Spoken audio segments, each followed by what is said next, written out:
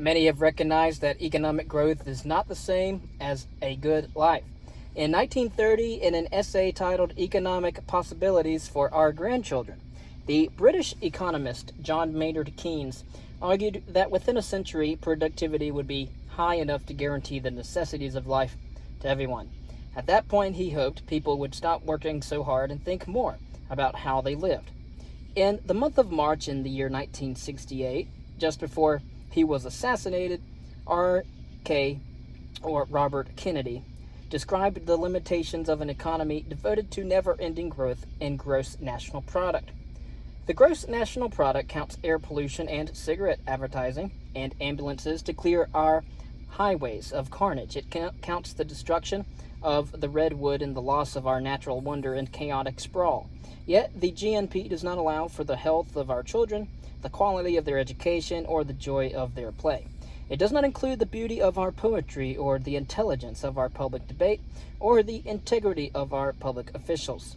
It measures everything, in short, except that which makes life worthwhile.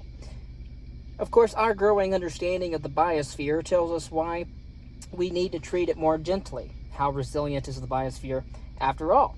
We do not know. There may be tipping points that will accelerate damaging changes by setting in motion dangerous positive feedback cycles. For example, glaciers such as those that cover most of Greenland reflect sunlight. When they melt, Earth turns darker and it begins to absorb heat instead of reflecting it.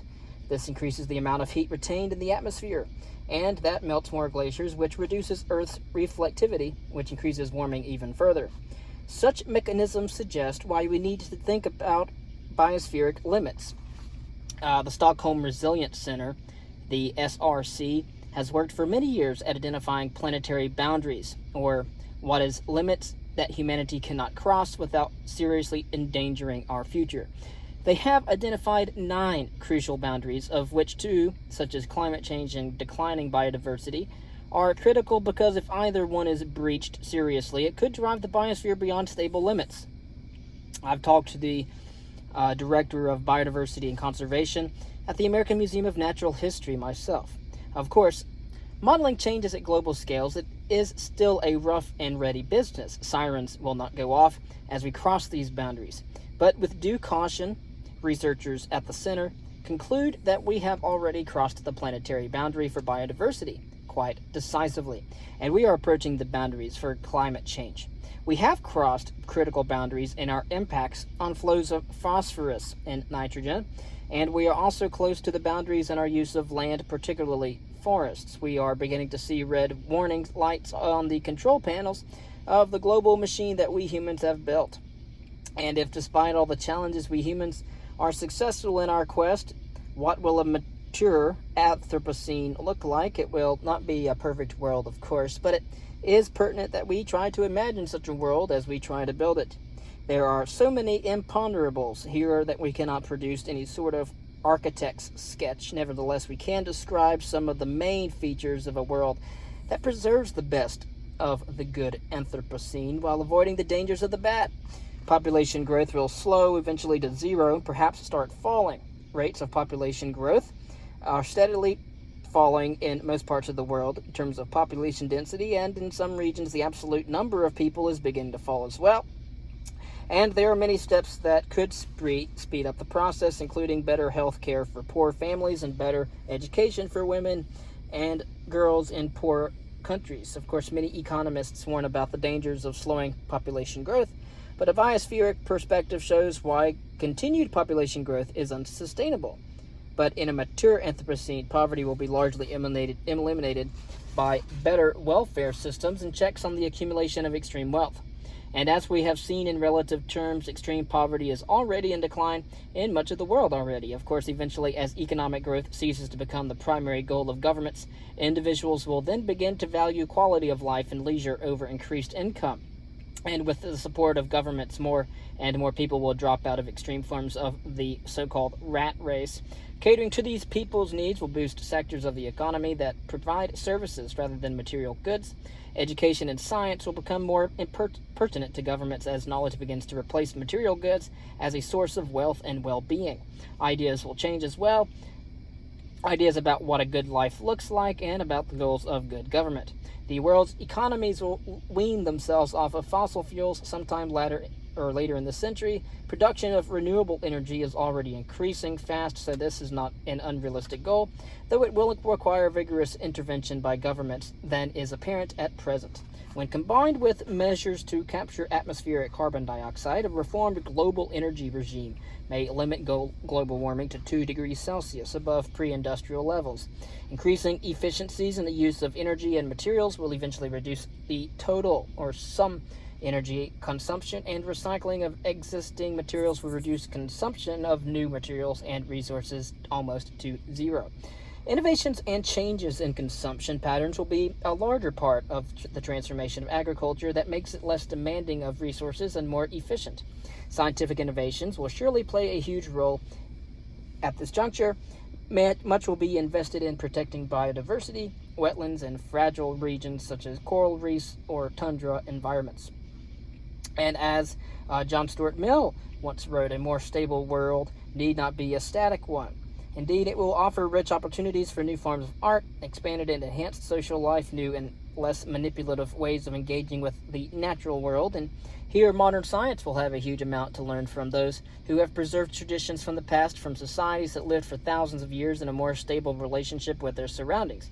And of course, it is unreasonable to hope that in such a world, and even an average consumption of resources does not increase, the quality of life may improve for large numbers of people. Of course, many of the Goldilocks conditions for crossing this new threshold are already emerging. They include the staggering intellectual wealth of modern scientific scholarship, a much better understanding of how the biosphere works, a growing awareness that we humans share a common fate on our one home planet. We will also need vivid images of a better future to motivate action today. Hope is, after all, a crucial virtue of why we try to build a better world, and as our alertness and lots of good science will help, and determination. Politics will also play a crucial role at this juncture. And of course, determination is the virtue that seems least present. It is remarkable that governments throughout the world now pay lip service to something like the quest that has been previously described, but there is still not yet a strong global consensus about it. Many remain convinced that the flickering warning lights are caused by faulty switches and bad science, and few have the luxury of thinking on the grand scales that are needed to seriously imagine the near future, let alone billions of years from now. Most people, but particularly the very poor, have to concentrate on personal needs and goals, and of course most politicians and entrepreneurs have to focus on more immediate issues. So we're not thinking about millions of years from now. Governments are national, and they are competitive as well, which means that the wealth and the power of each individual nation tends to loom larger in political calculations than the needs of the world as a whole. And most governments are also tied to short-term goals by the methods of which officials are chosen or elected, and few can set firm and realistic goals for 20, 30 years in the future. And yet these are the time frames that will decide the outcome of the quest for a better world. And finally, in a capitalist world, most enterprises are governed by the need to make profits, and at present, profit making all too often points in different directions from the quest for sustainability. And so what chance is there for an emerging global consensus on the importance of the quest? One of the most hopeful signs is the speed with which a scientific consensus has been reached, reflected in documents such as the UN Sustainability Goals and the Paris Climate Accords.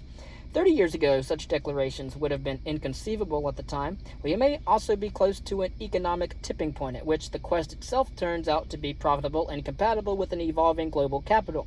However, with COVID-19 and other things, it didn't happen. Of course, the colossal, innovative, and commercial energies of modern capitalism and the power of governments that depend on the wealth generated by it may swing behind the quest and give it the sort of boost that capitalist governments gave to the Industrial Revolution. But today, in a more complex world, the behavior of governments in a globalized society will depend in part on the existence of voters who take the quest seriously. That will depend to some extent on how well and how persuasively people can describe the actual quest itself. So if we successfully manage the transition to a more sustainable world, a sort of threshold, number 9, will become apparent, that human history really constitutes a single threshold of increasing complexity culminating in the conscious management of an entire biosphere. We see human history in sections just because we are so close to it. The larger combined threshold began with collective learning. And just as gravity concentrated clouds of matter in the early universe, collective learning generated denser and more complex human societies, accelerated change, and created new forms of dynamism by giving humans increasing control over the biosphere. Accelerating change could have continued indefinitely until it led to a catastrophic explosion, the human equivalent, perhaps even a supernova, which is an exploding star. But if we successfully negotiate the transition to a sustainable world, it will look in retrospect as if we humans generated a new and more stable form of complexity, just as fusion generated the new and more stable structures of stars by pushing back against gravitational contraction. When we will see the thresholds of 6 to 9 have created a new type of biosphere on planet Earth, the new thermostats and the new and more conscious forms of regulation embedded within the new sphere, the sphere of mind. Of course, what should we call that threshold?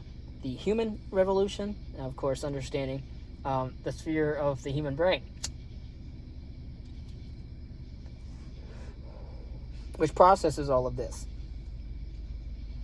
And of course, let's be optimistic and imagine a world in which the quest has succeeded. Threshold 9 has been successfully negotiated, and most humans are flourishing within a stable global society based on a more sustainable relationship to the biosphere.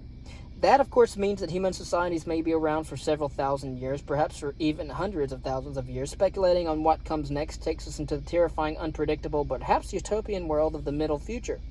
At this scale, our models are really guesses, but their chances of being right are about as great as a 19th century picture of aristocrats in checkered suits riding bicycles on the moon. The best that we can do is run through a list of some possibilities based on trends that we can already see. We will then see the emergence of global governmental structures that partially supersede nation states. Of course, I don't know when we will see that. And finally, eliminate the threat of nuclear war. Will fusion power provide a new energy bonanza? If so, will we use it with greater sensitivity to its destructive impacts on the biosphere as a tool that can be that which lays the foundations for a good life for all humans? Or will we find ways of controlling even faster flows of energy to create civilizations of unimaginable complexity? One Russian astronomer, Nikolai Kardashev, has argued that if there are other civilizations capable of something like collective learning, many will have learned to capture all the usable energy of their home planets, while some may have learned to manage all the energy of their solar system, and some may even have learned to tap the energy of entire galaxies. Of course, I highly doubt that will ever happen. But will our descendants migrate beyond Earth? I think that will happen. Will they start mining asteroids or setting up colonies on the moon or Mars? Perhaps, I believe so. Or, if we look far enough ahead on life-friendly planets around nearby star systems, will we engineer new life forms, new energy-efficient food crops, or microbes that can treat diseases or check cancers? Will we engineer tiny machines, nanosurgeons that can enter our bodies and fix broken organs, or build buildings without supervision as they follow electronic architects' designs? Will we build machines with clever thoughts more bright than us? And if so, can we be sure we will keep control of them? Will we build new humans? Will micro and macro enhancements make us bionic, give us longer and healthier lives, and eventually turn us into something different, something transhuman, something humanoid? Will new technologies allow humans to exchange ideas, thoughts, emotions, and images instantaneously and continuously, creating something like a single, vast global mind? Will the new sphere particularly detach itself from us humans and turn into a thin, unified layer of mind hovering over the biosphere? When in all of this will we decide that human history, as we understand it at the present time, has ended because our species can no longer be described as Homo sapiens? Will new science transform our understanding of ourselves and the universe, turning today's origin inside out? Comparing today's origin with those of 100 years ago suggests that this could happen very soon and many times, and of course there are also the unknown unknowns that could switch future tracks in a second or two.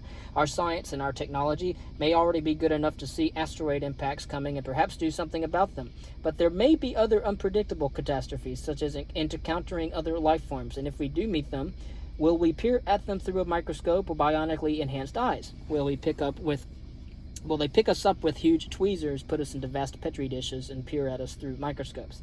It's a relief to turn to even larger scales when we can focus once more on relatively simple things, such as planets, stars, galaxies, and the universe itself. I stick to humans and the human body and the human brain.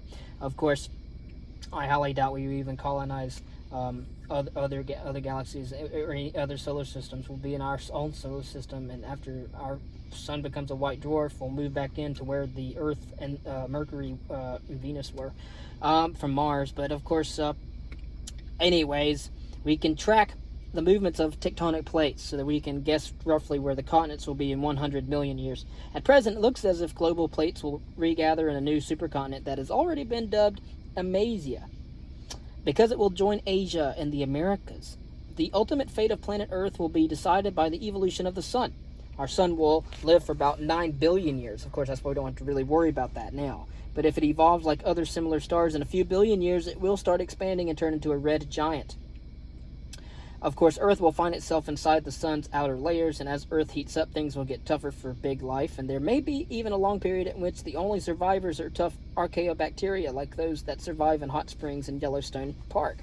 Eventually, they will vanish as Earth is sterilized and then gobbed up and evaporated within the outer layers of an increasingly unstable and unpredictable red giant star. And that's the end of planet Earth and of any still living descendants, unless they have traveled to the outer reaches of the solar system or to other star systems. And as for the sun, after a long period as a red giant, it will eventually blow away its outer layers, turn into a white dwarf, as I once said, migrate to the bottom of the Hertzsprung-Russell diagram, and then it sit there cooling for hundreds of billions of years.